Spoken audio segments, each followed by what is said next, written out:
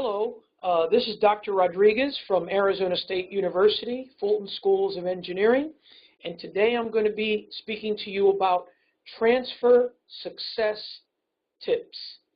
This is a presentation that was developed by my colleague, Dr. Mary Anderson Rowland, who just recently retired. It's an excellent presentation entitled Making an Easier Transition, Success, Survival Tips for Excellence and Peace, Less Stress.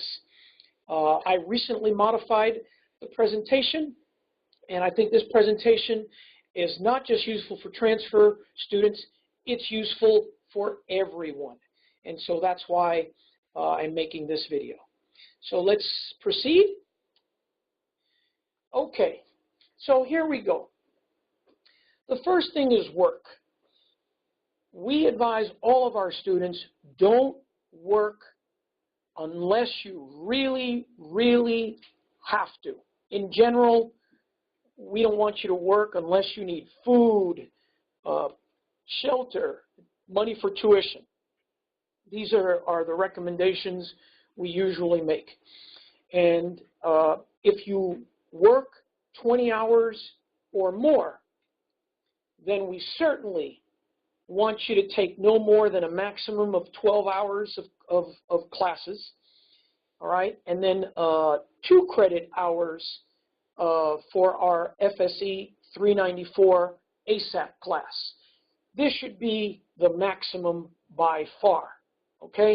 And, 12 credits total is probably even better, but everyone is different. Certainly your first semester here at ASU, we especially want you to be extra careful, and I would want to speak to you in order to make sure that you're not getting yourself into too much, more than you think, okay, more that you've planned for. We certainly don't want you to come here and take a bunch of technical classes and, no simpler classes. We always instruct the students to save some simpler classes like music appreciation or, salsa dancing or something else. We don't want you to take a bunch of labs and a bunch of very, very technical classes. And as a matter of fact, we don't even want you to taking more than 1 or 2 labs. All right. So remember, the courses now are upper division courses. All the easy courses, in principle, have already been taken. And the pace of the classes are faster. There's more homework in general. And the first semester here at ASU requires adjustments. Now, if you get a 4.0 and have lots of extra time your first semester, then take a larger class load your second semester. Remember, you're starting over here with a 0.0 GPA. And full-time students can't work full-time. You just really, really can't. All right, now, this is the rule. There are always exceptions to the rule, but I'm here to say that 90, 95, 98% of the students must follow this rule. Oh, there might be 2% of the students that can somehow work full-time and go to school full-time, but that's very, very rare, and usually that is not sustainable. Okay, so please keep this in mind. Talk to me, come see me. There's a lot of hard work ahead, and we don't want to make it harder than it needs to be. Let's keep going. All right, we need you to manage your course load very carefully. Even if you don't work, we want you to take, be careful about how much you take. Typically 12 hours of courses plus 2 hours for our FSE 394 ASAP class. Now, many transfers, when they get to ASU, tend to take 16 to 18 hours their first semester here.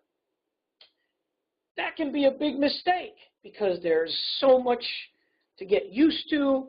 And again, that could be a big mistake. So we want you to be careful. We want you to promise, please promise, to drop one class when you realize, if you realize, that this big load of 16 to 18 credits is too much during your first semester. Please, right? We don't, there is no Congressional Medal of Honor here. We want you to live to fight another day. We are also here to try to help you protect your GPA and keep your scholarship. All right? We advise all of our students, try to take one easy course if possible, so that if you drop one of the hard courses, then perhaps you don't drop below the 12 units required to keep the scholarship. And if you do drop to 9 or 10 hours per semester, you can take a summer course and keep your scholarship. Okay? So these are all things that you need to think about in order to properly manage or balance your course load. Next slide. All right.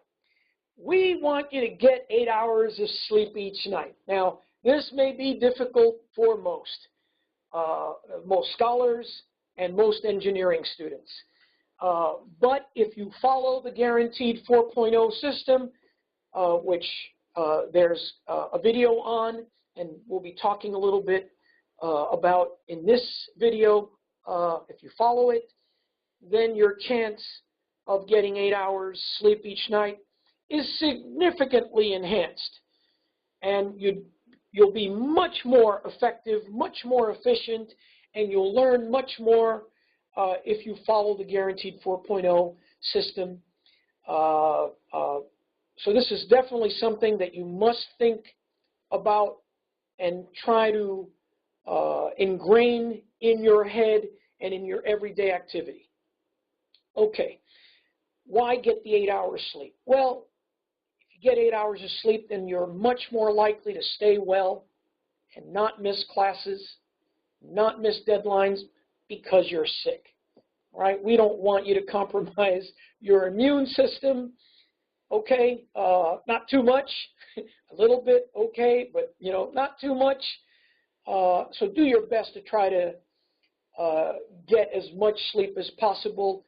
Sleep is critical for you to heal and regenerate. And also, while you sleep, your brain is still working, right? Your brain is still working. Look at our materials on the brain, how it works, how sleep impacts learning, how sleep is important for memory consolidation. That is the transfer of short-term memory into long-term memory. Please look into these things. Okay. We want you to get all this sleep so that you can concentrate 100% on what it is that you need to do. That is reading the material ahead, listening, concentrating in class, doing homework, learning new material, meeting with your study or quizzing groups, meeting with friends. And also because if you sleep 8 hours, you'll feel great, much better, okay? So we all know this, but we all know that engineering is challenging, and it will take all of us discipline in order to achieve this 8 hours per night sleeping. This is usually one of the hardest rules we have, namely getting 8 hours of sleep. All right, it's a rule associated with the Guaranteed 4.0 learning system, set forth in there by Dr. Donna O. Johnson. It's an excellent rule, one that we strive to achieve. but it is not easy because it takes discipline in order to do all the things that you need to do when you're supposed to do them. Okay, let's keep going. Okay, we want everyone to join or create a study group for each class. Actually, not really a study group, but a quizzing group. In the book, Make It Stick, the authors state very clearly, based on research, that carefully spaced practice, quiz-based practice, is the key to learning. So we don't want you to join a study group. We want you to join a quizzing group. And we so that you quiz each other like crazy, beat up on each other with quizzes. All right. Engineering was not meant to be done alone. Certainly, a lot of it you will do on your own, but you want to have other individuals to shoot ideas, bounce ideas back and forth on, and that's very, very important. Okay? Very, very, very important. Get other students to join your quizzing group that are living, that is practicing the Guaranteed 4.0 learning system. That's very, very important, all right? So that you're all on the same page. Okay. And again, you should practice quizzing each other. You should be thinking about how can certain questions be asked differently, all right? So you're trying to think, anticipate what questions might the instructor ask on the next quiz or exam. By so doing, you become quiz makers or exam makers rather than quiz or exam takers. This is what we want. And this is not, we don't want you to do this because we're trying to get you to focus on quizzes, exams, quizzes, exams, quizzes, exams. No, no, no, no. We are trying to maximally train that brain. That's the goal. And we know that quizzing is the best way to train that brain based on research, documented research.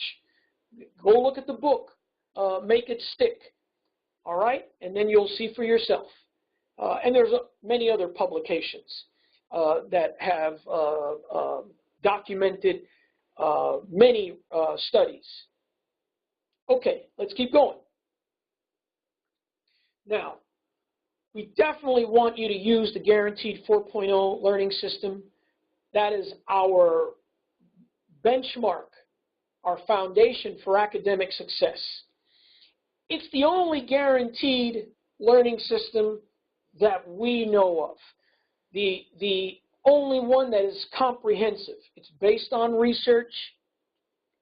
We know it works from many years of watching its use and getting feedback from students, lots of feedback from students. It works. It takes discipline, but if you put in the time, you'll get out what you put into it, right? This system was developed by Dr. Donna O. Johnson.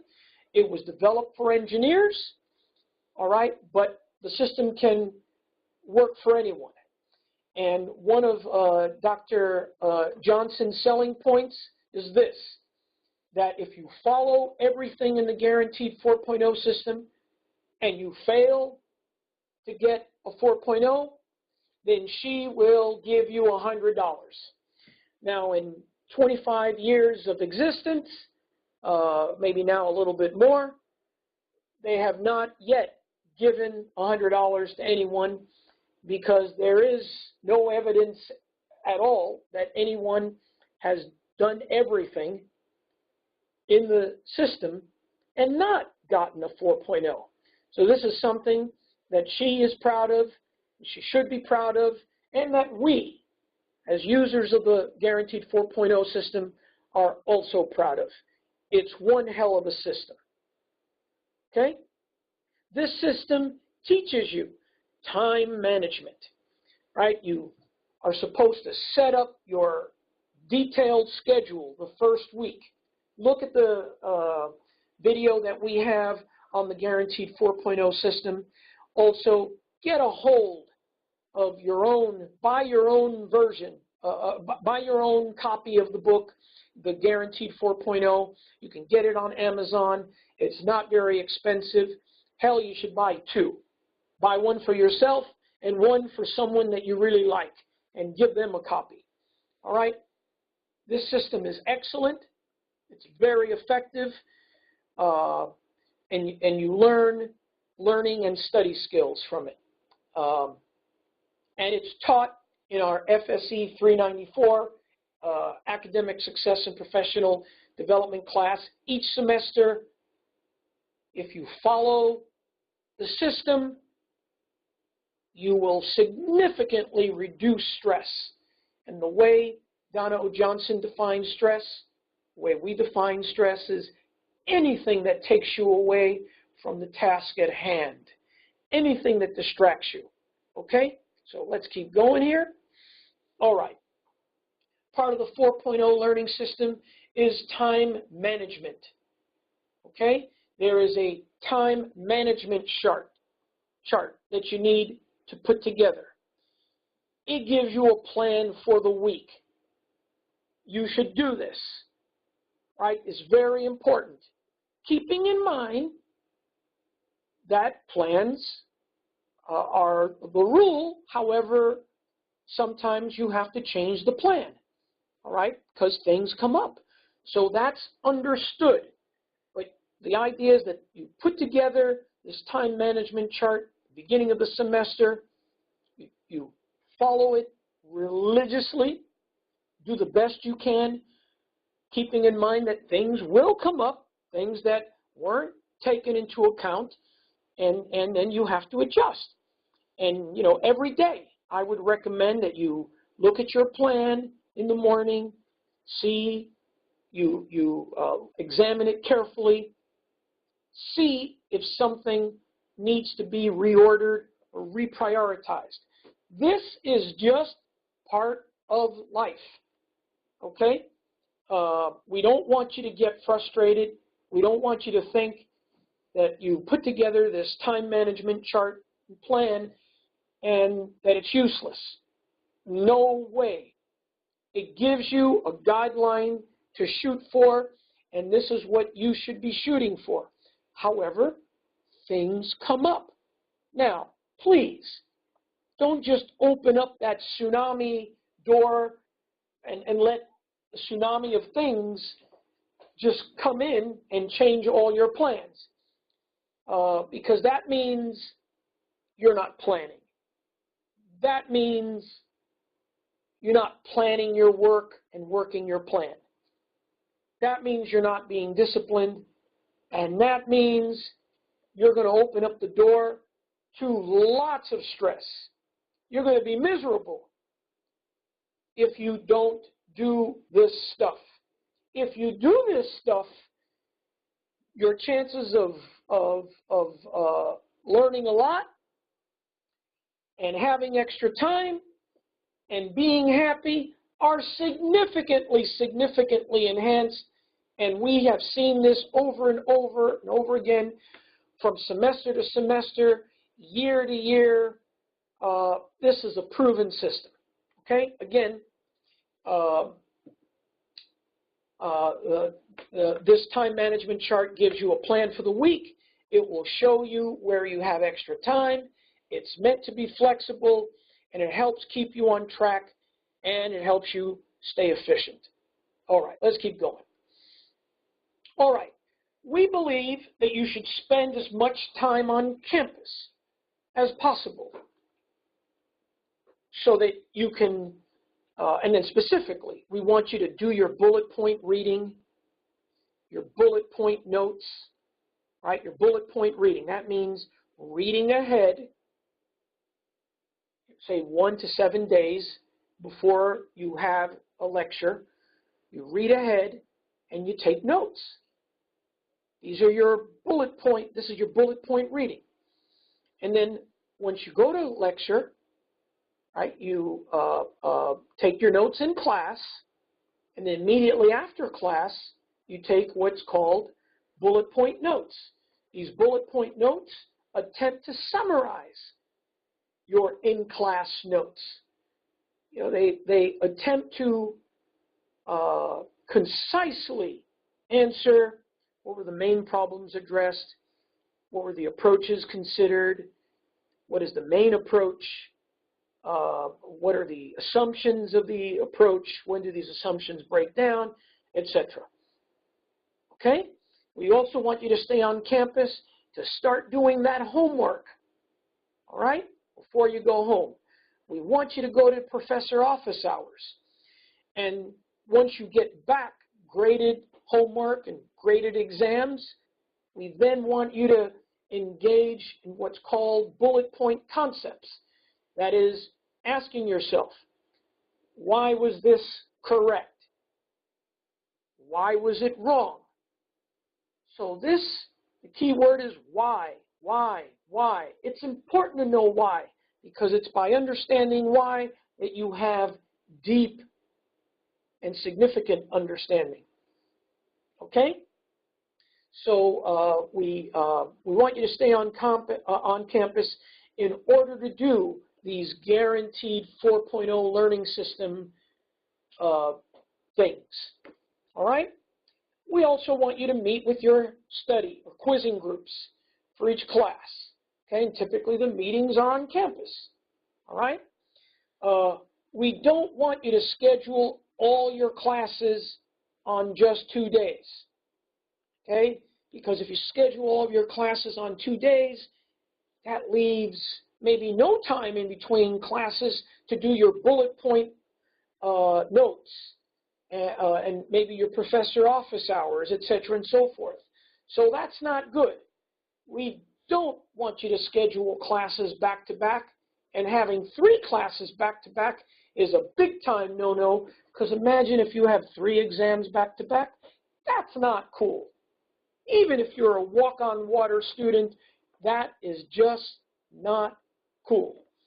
And again, if you take all your classes on 2 days, then you have the other days to study, and we don't believe that, we think that it's difficult to then, just use the other days for studying. You want to mix it up, distribute things. You want to take a couple of classes twice a week, say, or something like that, distribute the classes throughout the week, and distribute your studying, your learning throughout the week, okay? And we like you to try to relax when you go home. One of the main reasons we want you to stay on campus, one of the main reasons is we don't want you to go home and be or get distracted. Okay? That's one reason. Second reason, there are a lot of resources at school, and you don't have those resources at home. Third reason, school is your job. It should be thought of as your job. Okay? It should be thought of as your job.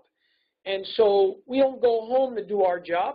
We stay at the job to do our job. And so the more you can get used to that, the more disciplined you'll be, and that is just part of the overall training. Now, if you're very effective at doing certain things at home with no distractions, great. And I'm not here to say that you have to turn that off. You're the boss of your domain, all right? Just make good decisions, boss. As the boss, you should make good decisions. And again, the reason we want you to stay on campus is because we fundamentally want you to take advantage of all the resources, and 2, limit the distractions, right? If you're studying in the library, for example, that's like studying under exam conditions almost. And the more you can do that, the better. It's all part of training. It is all part of becoming disciplined. And we're not, just so that you know, we're not trying to create a machine here, folks. We're not trying to create a machine, a robotic machine. What we're trying to do is save you from your human side, which is emotional, which is at times irrational, which, at times it says, hey, I want to go home and relax, and I can study too. And there's not too many distractions.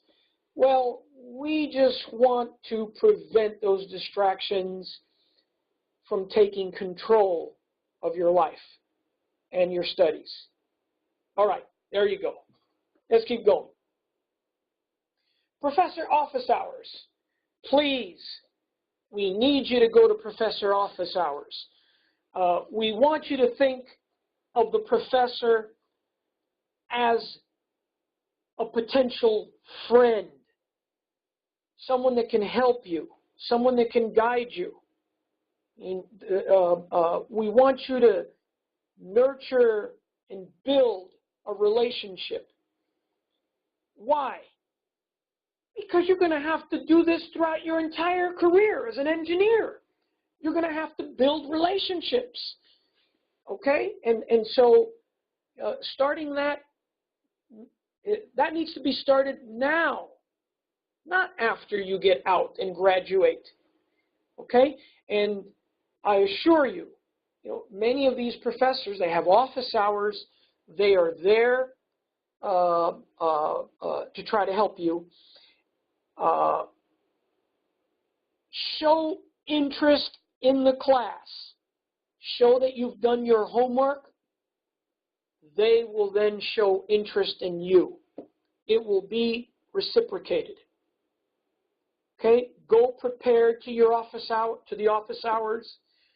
They will see that you're prepared, and then that's very important. Then they will want to help you. These are important things, and you need to start pursuing these things immediately.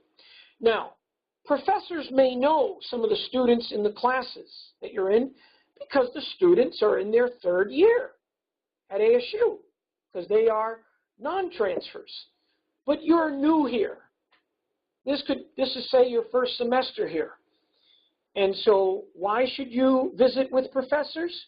Well, to gain information that you need for the class.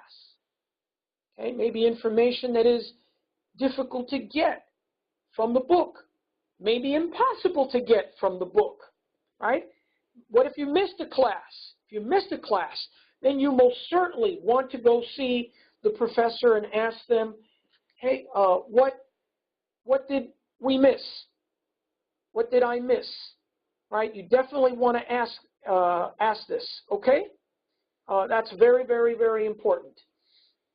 Okay, you want to look into what research opportunities might exist with the professor. For example, that professor might serve as your mentor on a Fury project, a Fulton Undergraduate Research Initiative project, or some other project that you have in mind. That professor can be a mentor for you, help you address anything. A mentor can help you address anything. It could be academic, or it can be professional development, or it can even be personal. Okay? You can go to the professor for academic advice. You can seek, as I said, career or professional development advice, general mentoring on anything. You can eventually ask the professor for a recommendation letter for an internship, for a scholarship, for graduate school, and we strongly suggest that you don't ask for that recommendation letter until you've established a relationship with the professor. You've taken, 1, 2 exams. You've turned in homework.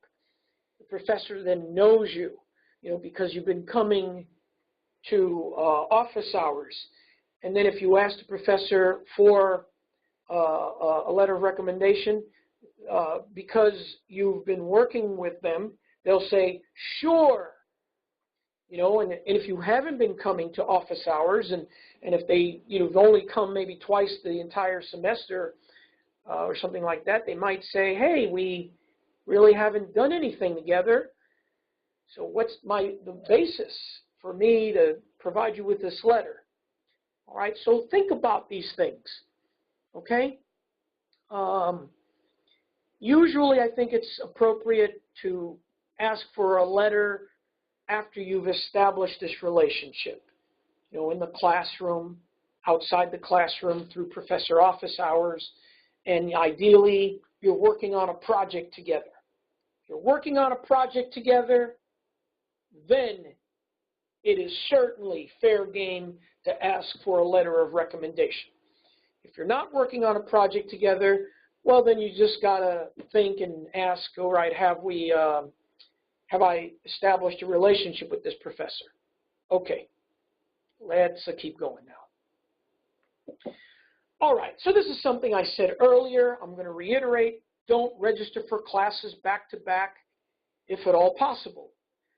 It's difficult to pay attention for 2 classes in a row. 3 is even worse. All right?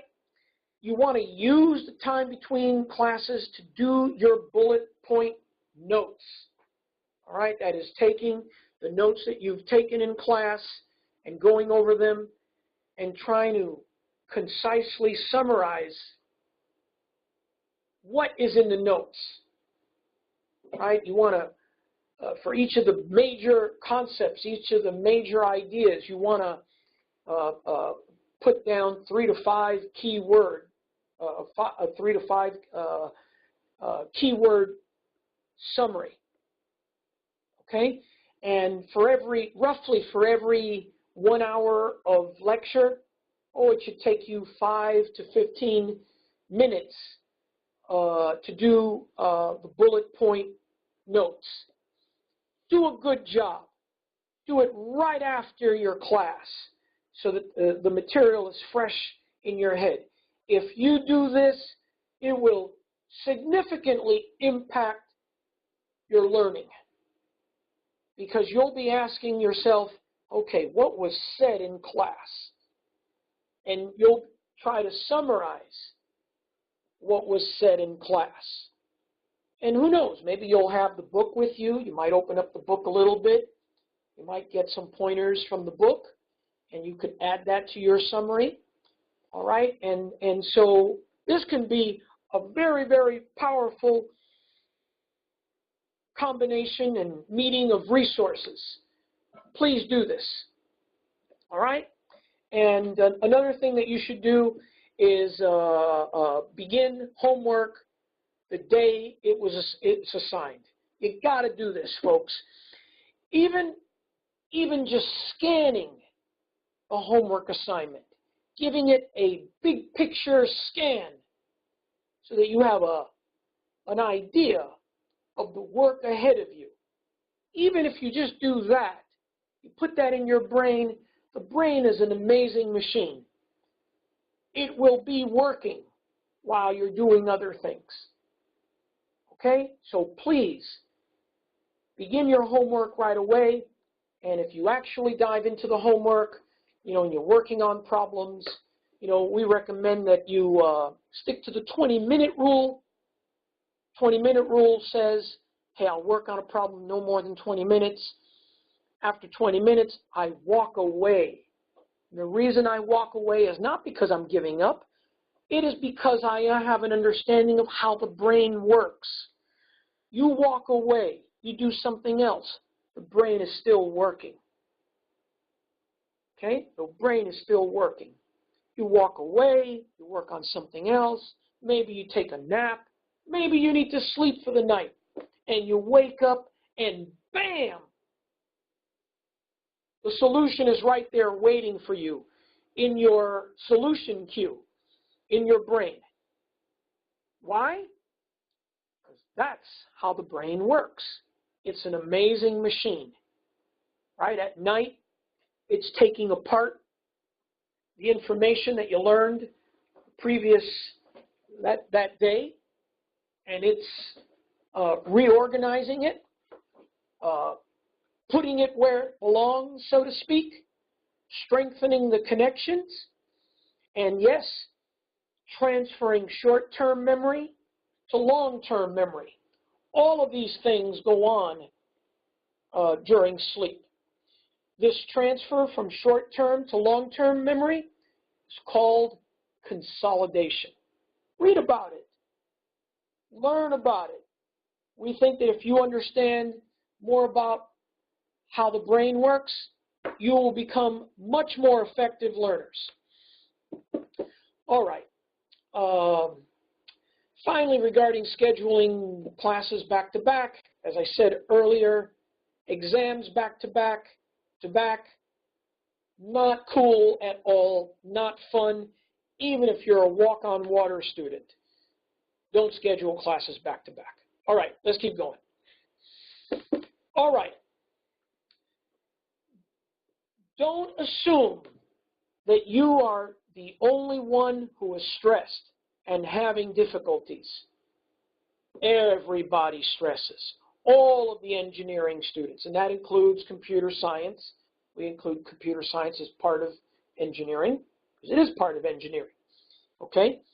All of the students have some stress. All do. Even the ones say, I'm not stressed. No. Sometimes the ones that say they're not stressed, they might be more stressed than the ones that look stressed. So please, it's important to know that so that you don't feel that you're in this boat all by yourself. You're not in the boat. There's a lot of people in the boat. And if you reach out to each other, you can help one another. Reach out to other scholars in the program. I recommend this so much. Let's see, I can't say I insist. I could say it. I insist that you reach out to each other. Help each other. I know this from experience. Some of you will become great friends. Many of you will become great friends. You'll know each other for the next 20, 30, 40 years. You may start companies together. We've had that. You work on projects together. We've had many students, many scholars working on projects together. Okay? Let's continue with this slide. First semester for transfers is usually tough. Just because others are smiling, don't assume everything's going well for them. Everybody experiences stress. All right? And the whole point of these success tips is that if you follow these tips, then your stress will be reduced significantly. Order of magnitude, maybe a couple of orders of magnitude. And again, we've seen this through many years of experience. The ASAP program, and specifically our ASAP class, is good for letting you know that everyone struggles at times. This is just natural. Okay, let's keep going. All right. We want all of you to get and maintain a GPA greater than 3.0. Work at this, folks. This is important. When you transfer over to ASU, you're starting all over with a 0.0 GPA. All right? And if you mess up your first semester so that you start with a low GPA, it's very difficult to get it back up. All right? Now, keep the following in mind. 3.0 is often a minimum for scholarships. It's often expected for an internship at many companies. Some companies won't look at you unless you have a higher GPA, 3.25, some 3.5. And certainly some companies, maybe even 3.7. Okay, so keep these things in mind. You can find out about these company requirements from Career Services.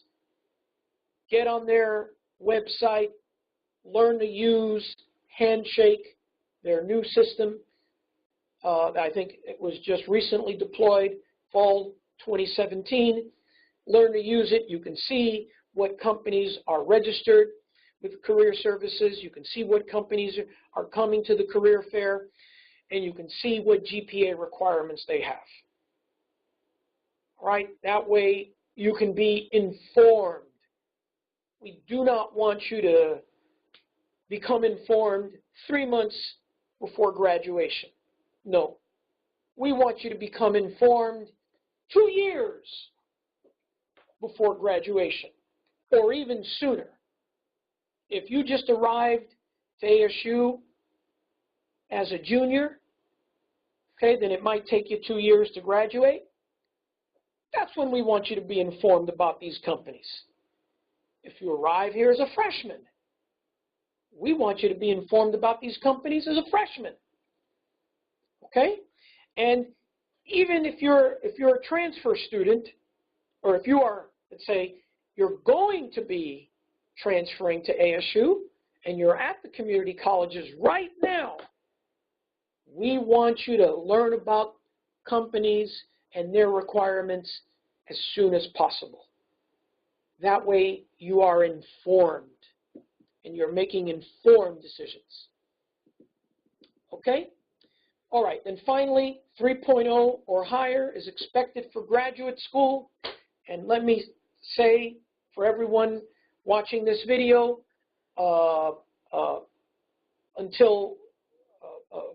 years now, our graduates, our program scholars, over 50% of them have gone on directly to graduate school in engineering. This is something we're very proud of. This is more than twice the national average. And we think with ASU's accelerated 4+1 master's program, this number is going to increase significantly. And we know that that's going to happen because we see that there's a tsunami of students asking about the 4+1 program. I mean, they're asking about the 4+1 program even before they become scholars with us. But certainly after they hear what we have to say about graduate school and why you should go to graduate school, right? We should go to graduate school not because you're going to make $10,000 to $15,000 a year or more, although that's great. You should go to graduate school because by going to graduate school, you'll be able to work on much cooler problems. You'll be given much more latitude in terms of your duties. You'll be given cooler challenges. You'll have much more flexibility. Flexibility on when you come to work. Flexibility on when you leave, usually. Flexibility, again, on what problems you work on. And you'll climb that ladder of success faster. You'll get more opportunities. You'll get raises, promotions easier. And then when the layoffs come, and the layoffs will come, my friends, they will want to keep you because you've got that extra credential, that master's degree. Okay? So these are reasons why you should go to graduate school, not just because you get paid $10,000 to $15,000, a year more, although that's kind of nice. That's a little icing on the cake. There's lots of reasons why you should go to graduate school. That's why you should maintain a 3.0 or higher GPA. And that's it. Let's move on. Okay. All right. Now, when things are getting difficult for you, you should know that at ASU, there's lots of tutoring services available, engineering tutoring services available, You need to use them. Now, before that, you should rely on your friends, individuals that you interact with in your classes, and specifically members of your study or quizzing group, all right, for each of your classes. Again, we take this quizzing group stuff serious. You should have friends that you meet with periodically, and you beat up on each other with quizzing stuff. And this is again, it's not the quizzes or the exams that are really important. It is the training of your brain that is important. It's like a sparring session that you're engaged with, an intellectual sparring session. And that is what's going to strengthen those neural connections in your brain. So this has very little to do with quizzes and exams. It has everything to do with how your brain works and how to best and maximally train it to do the right thing. Okay, if things get bad, you may want to consider hiring a tutor from among our ASAP scholars. Some of them are amazing tutors.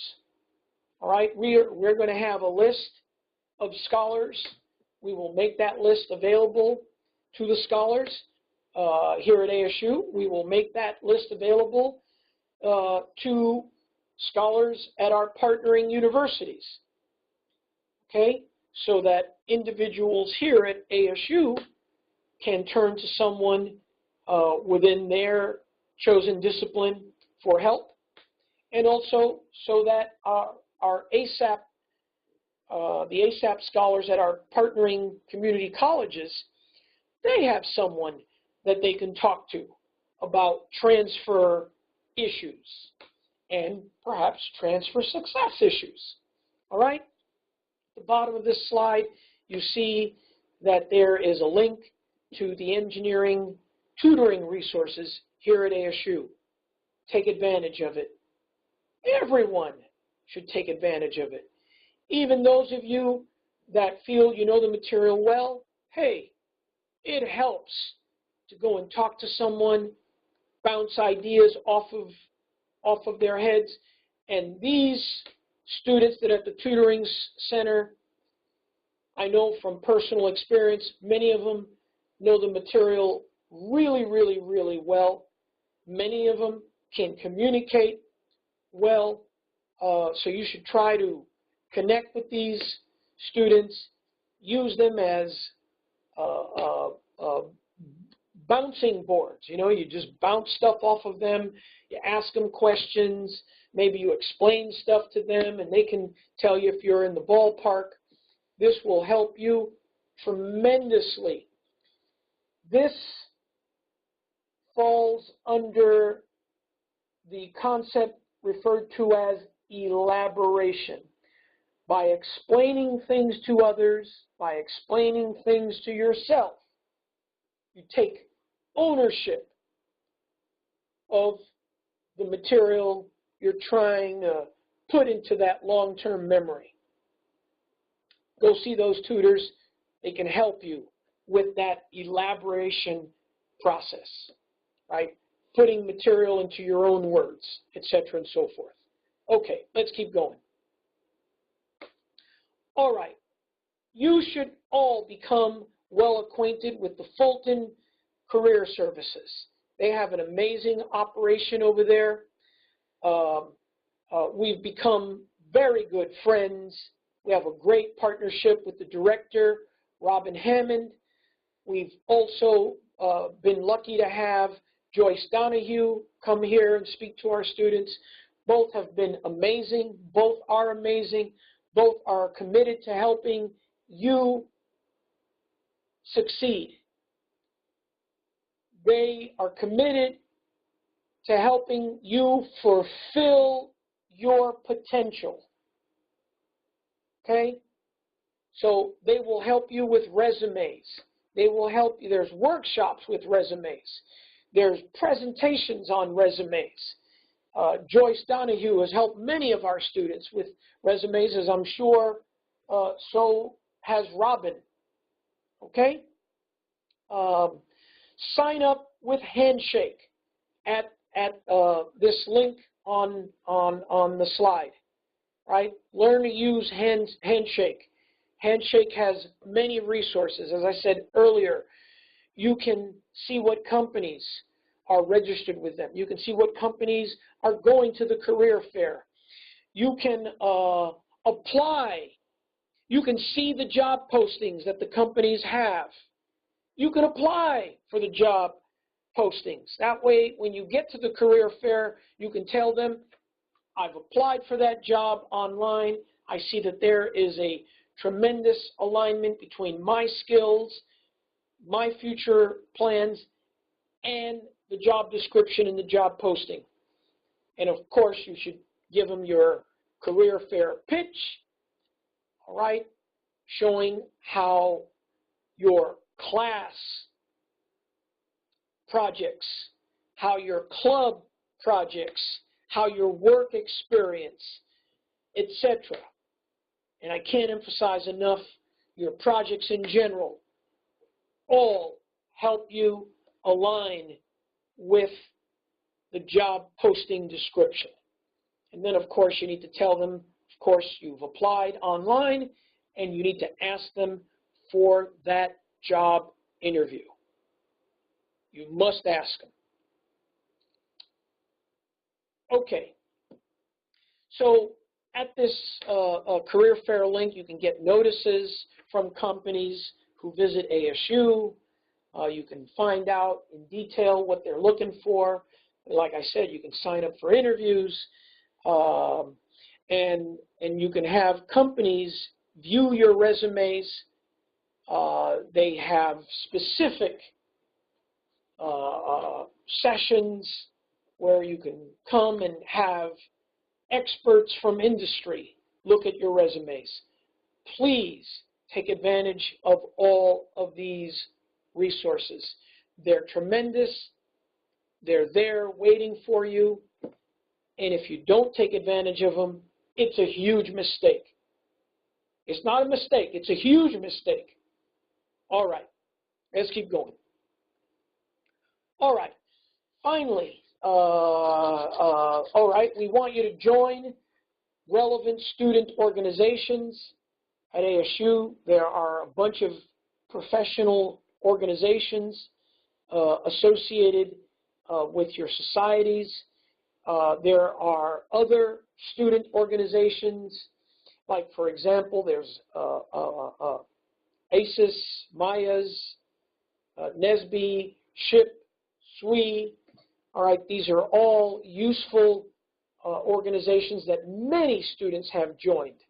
All right, the Society for Hispanic and Professional Engineers has reached out to many students.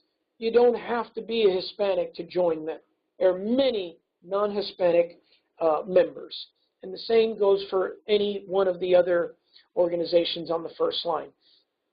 And then there's organizations associated with your major, IEEE, ASCE, ASME, AIAA, IIE, etc.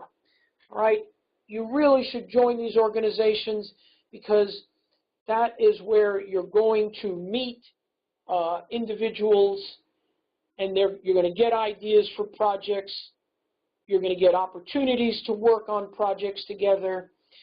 You're going to network. They're going to tell you about companies. They're going to tell you about company representatives. They might connect you with a company representative, and that may be the key for you to land that first internship, or maybe that second internship, or maybe, yes, that dream job, right? More and more companies are relying on these student organizations to provide them with potential hot job hires. All right, they are looking for people to hire, and they're turning to these organizations for help in finding these people to hire, all right? Then you should also consider joining honor societies or organizations associated with your majors. They will require higher GPAs. Please do the best you can to keep your GPAs up because it can help you tremendously. All right. Network is very important for all engineers. All right. Industry notices if you aren't active in organizations. They want you to be active in organizations because then that shows you're becoming a networking person. They want you to be a networking person because that shows that you can work with other people. More and more, industry is looking for individuals. It is becoming essential, absolutely essential. Let me step back. It's not becoming essential. It is essential that you be able to work with other engineers. Okay, that's part of teamwork, right? And so they are looking for students that are members of these organizations. What else are they looking for? They're looking for leadership skills. They want engineers that can not only work independently, they want engineers that can work in teams. They want engineers that can lead other engineers, that can lead teams of engineers. Okay? They want individuals that can think outside the box. They want individuals that can maximally exploit all the resources available to them in order to address the problem at hand. Okay, now go into leadership slowly. Volunteer to be on a committee, say, for starters, and then eventually you might become the chair of that committee. All right, and then you may be in charge of leading certain activities. You want to do this, not just to put it on your resume so that you can tell the company, oh, I did this and I did this. Oh, yeah, that's kind of cool. That's not why you should do it. You should do it because your career depends on it. These are skills that you need to nurture, and you need to develop them continuously. All right, don't get angry with me. I'm just the messenger here. These are essential skills, okay, so that when times get tough on the job and there are layoffs, they will want to keep you because you're a leader, because you've shown time after time that you can step up and fill that leadership gap. And this is not something that you learn overnight. This is something that takes time to feel comfortable with. So you want to start developing this skill now. And yeah, you might fail. You might fail at first. We all fail when we try to do something for the first time, usually. Fail now so that you can fail less later. And then maybe succeed brilliantly later. And hey, if you start out soon and take the right approach to this, and you properly leverage your resources, and you ask questions properly, then you won't fail. You're going to start succeeding right from the very beginning. Okay, so dive into that leadership pool. All right? Not too soon. You know, we don't want you to sacrifice your grades in your classes, etc., and so forth. All right? We don't want you to drive into 20 feet of of leadership. All right, beginning, you start slowly, driving to 3 feet of leadership. Okay, and then you move to 6 feet, 8 feet, etc. You get my analogy. All right, let's keep going. All right, certainly all of you transfer students listening to this, and all you students listening to this, should enroll in our Academic Success and Professional Development class. It's a 2-credit class. It's offered every semesters. Right now, starting in the fall 2017, we have 9 meetings per semester. Okay, each meeting is offered 4 times the week of the meeting. All right, it is there 4 sections. One of these meetings includes a special session on the Guaranteed 4.0 learning system, and we'll refer to the Guaranteed 4.0 learning system again and again because it is something that you live, not something that you learn about once, you try once, and then that's it. No, it is something that you live every single day. Okay? In this class, we address comprehensive career planning, not just semester to semester, not just a couple years down the road, but we actually look at career planning 10 years after graduation. We want you to be thinking about what you're going to be doing 10 years after graduation. We know that that's difficult for some of you. It's kind of scary for some of you. For everybody, it's a little bit, ooh, I wasn't thinking that far down the road.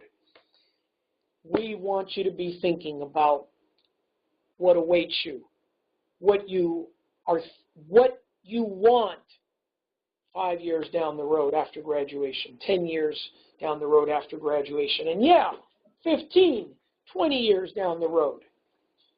We want you to constantly be thinking about these things because that will change your plans.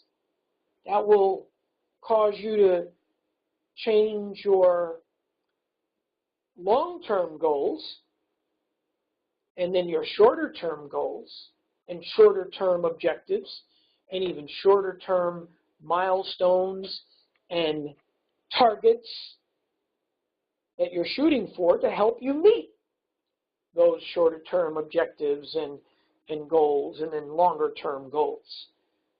So this is all part of planning your work, working your plan. All right, in this class, one of the key things in this class is getting involved in career steering / shaping projects in areas of national importance. That is, working on something cool that you think is cool, that captures your imagination, and that will prepare you for that career fair moment when you're standing face-to-face with that Google representative, or that Facebook representative, or that Amazon representative, or that Intel representative, you know, et cetera, the IBM representative. You know, I can go on and on and on. All right, there's at the ASU Career Fair this fall, 2017, I think we had over 130 companies. It's a big deal. I like to refer it to as the Super Bowl of career fairs because ASU Fulton Schools of Engineering, with over 21,000 students, is the largest engineering program in the nation. And so it makes sense that our career fair, probably the Super Bowl of career fairs. All right, associated with our class are also engineers from industry coming in, speaking. We have career services coming in, speaking. All right, we have a graduate student panel coming in and sharing with you their experiences so that you can see why many of our students are going on immediately to graduate school. So these are some of the things that we talk about in our ASAP class.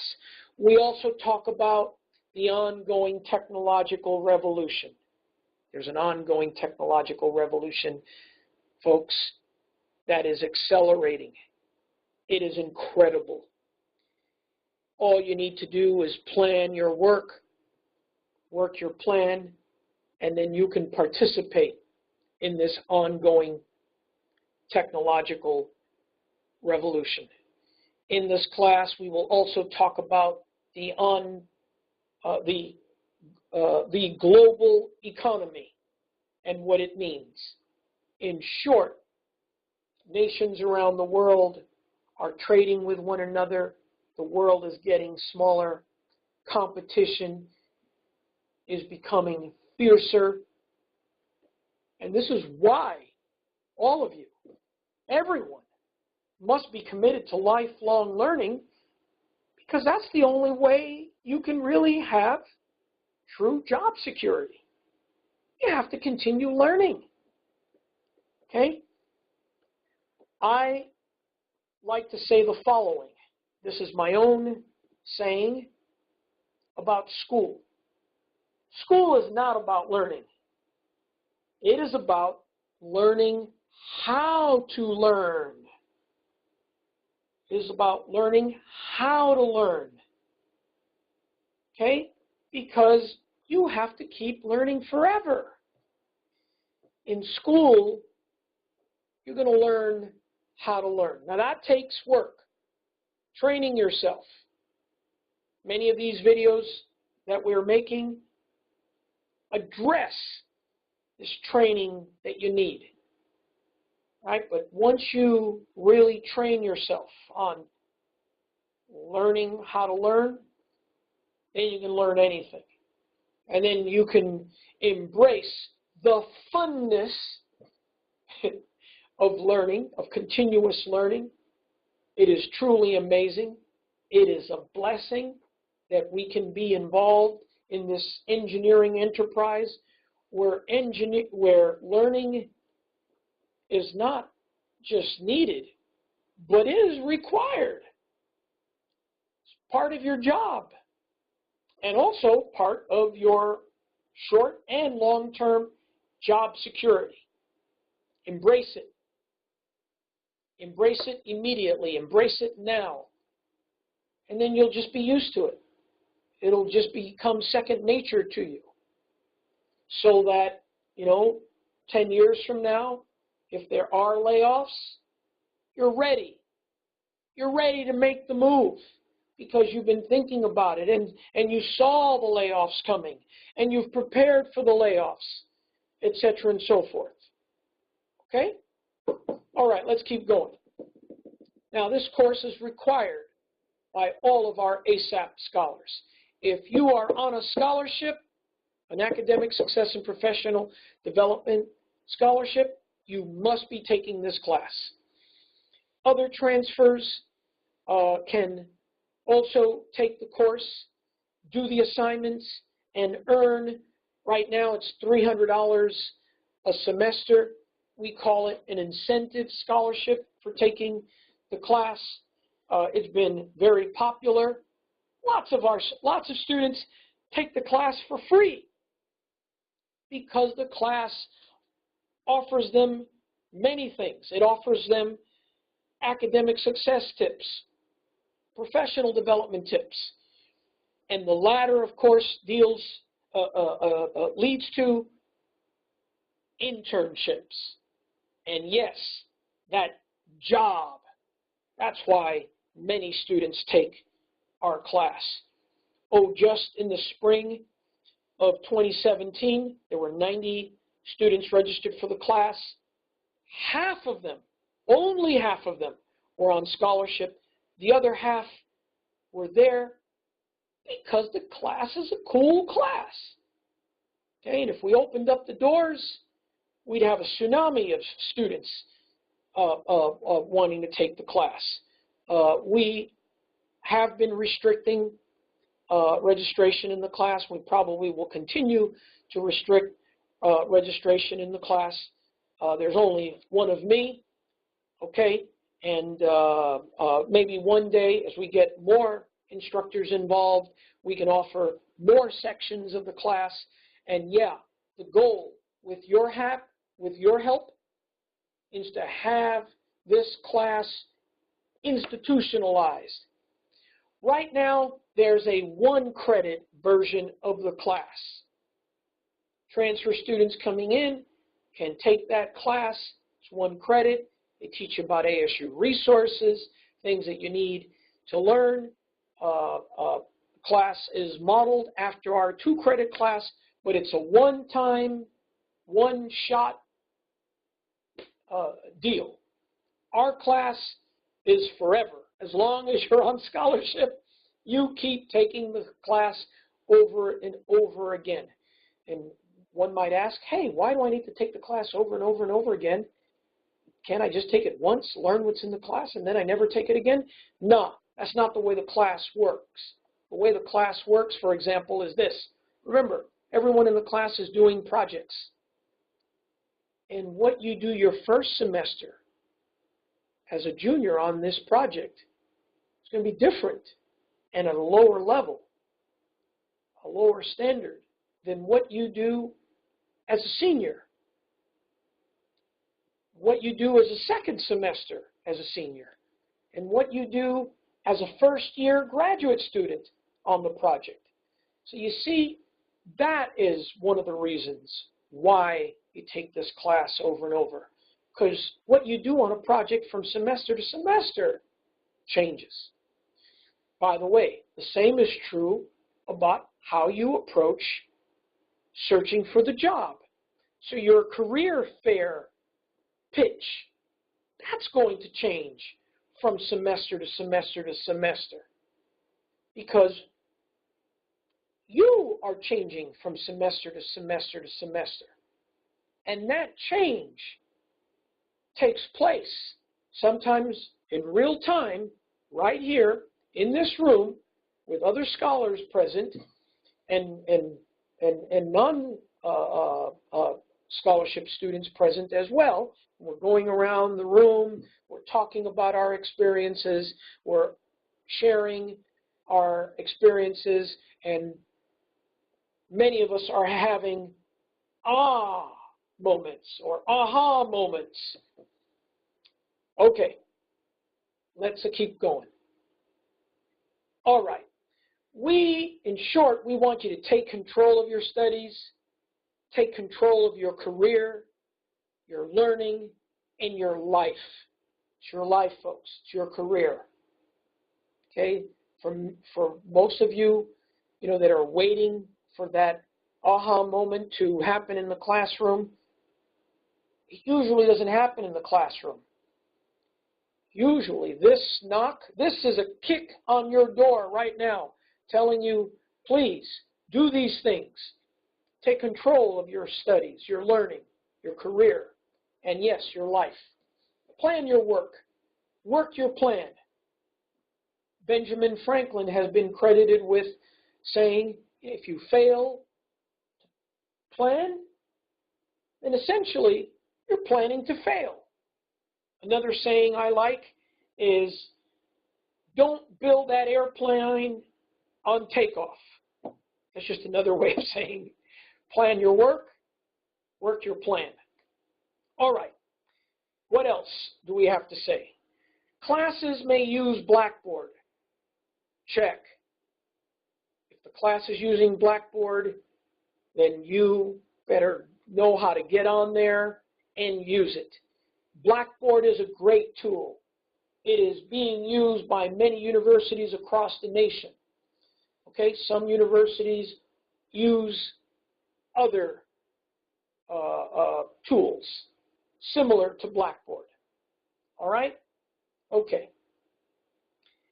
We also think that you should use our MET Center. MET stands for Motivated Engineering Transfer Student. It's a great center.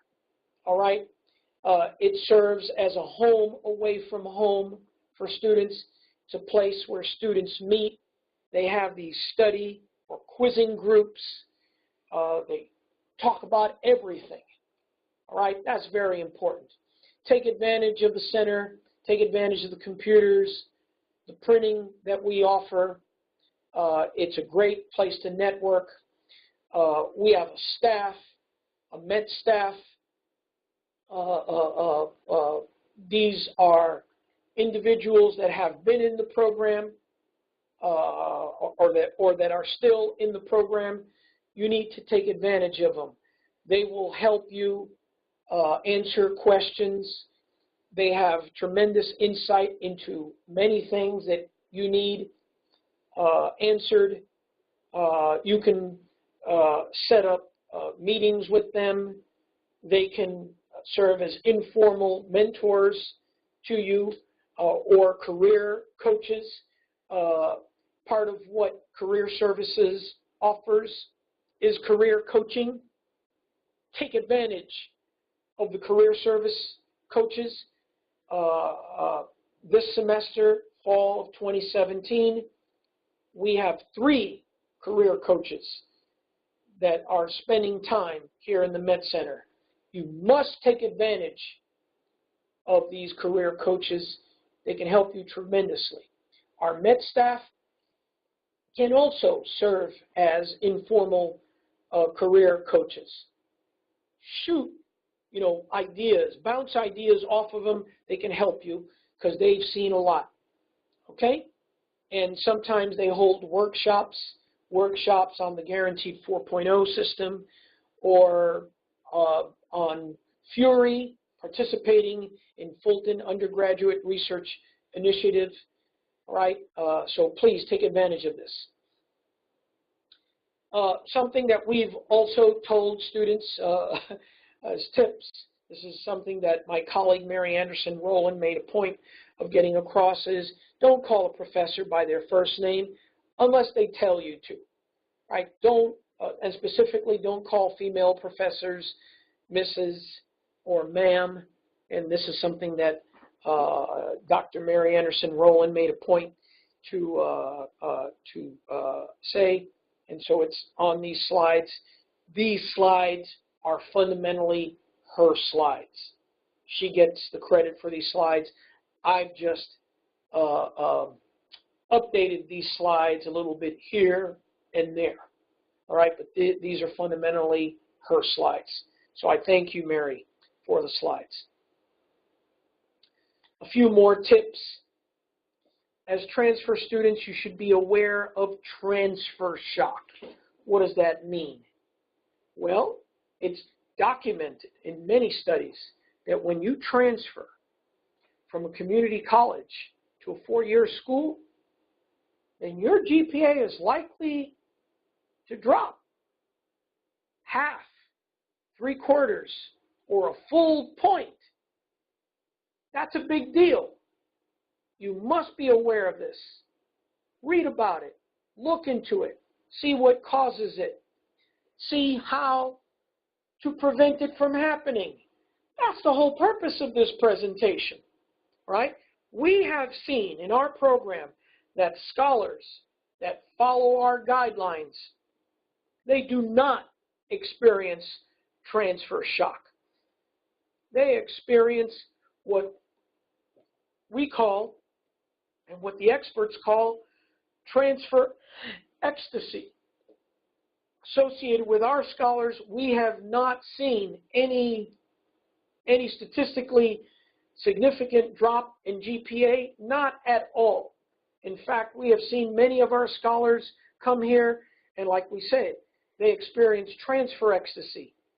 They feel, oh, wow, I'm now learning the real cool stuff, and they're motivated, and they've got the Guaranteed 4.0 system to help them with their academics, and they've got projects to help them, inspire them with professional development pathways. And so that's why they are experiencing transfer ecstasy. All right. Living that Guaranteed 4.0 life is crucial to experiencing this transfer ecstasy. All right. Another concept you should be aware of is PCP. That's not a drug, as Mary used to say. This is parking lot, class, parking lot. You shouldn't be a PCP student. This is why one of our first slides was stay on campus as much as possible. Get involved. Use all these great resources that are on the ASU campus. We have tremendous libraries. We have all sorts of resources. Constant seminars. Seminars are being held all the time on campus. Seminars that are related to your field of study, seminars that are related to learning, seminars that are indirectly related to your field of study, and certainly seminars that you will want to attend. Just the seminars alone are great reason to stay on campus all the time. You know, if I did not have my obligations to this program, trying to get money for the program, trying to build materials for the program, etc., trying to mentor students in the program, and I expect to speak to each and every one of you about what it is you'd like to do. Part of my job is helping you figure out what it is that you want to do, because many of you are not sure. There are many options that you have to choose from, and I can serve as that bouncing board. I can bounce things off my head, and so that I can help you figure out what it is that you want to do. It is my pleasure to do that, and my duty. I look forward to doing that immensely. I especially look forward to helping you figure out what projects to get involved. All right? Many of our students feel, hey, I haven't had an internship, a technical internship. I haven't worked on any projects. So what do I say at that career fair moment? Well, you can say, hey, I read the job description and I am doing the following in order to learn skill A, B, C, D in that job description. This fall, I'm going to learn skill A and B by doing da-da-da-da-da-da. And then in the spring, I'm going to learn D and E by doing blah, blah, blah, blah, blah, blah. So that by the time I start that job or that internship that you're going to offer me in May, I'm ready and I'm running. All of you can do that. Okay? All right. Finally, you should be aware of what's called the imposter or fraud syndrome. What does this refer to? Now, there's a Wikipedia link that you can look to, all right, and see what it's about. This imposter syndrome refers to all of us having doubts about ourselves. Second, guessing ourselves. Third, guessing. Fourth, guessing ourselves. Can we really do it? And I'm here to tell all of you from experience, you're damn right you can do it. If you're a scholar in this program, then we, as a community leading this scholarship program, we've essentially told you indirectly and directly, hey, we just gave you a scholarship. That means we believe in you. We know that you can do it. We are positive that you can do it. You just need to follow our guidelines. You need to follow our tips. Because if you follow these tips, then you will significantly reduce the stress. You will then systematically do what you need to do when you need to do it. If you don't follow our tips, then it's like kicking yourself in the teeth. You know, I mean, you're just making life difficult for yourselves. Even if you're a walk-on water student, You know, you're going to have many things get on your shoulders. And even the walk on water students, their shoulders are only so wide and can only carry so much. And eventually, all of you need these tips. And let me say a step further. Typically, the reason walk-on-water students are walk-on-water students is because they've been using most of these tips and some of the other tips that we've outlined in our other videos. Use them. Live them. Okay? Don't have doubts in yourself. You're not imposters. You are all accomplished. You're all very accomplished, and you're all going to become much, much more accomplished if you just follow our tips. All right. Thank you very much, and that's it for now.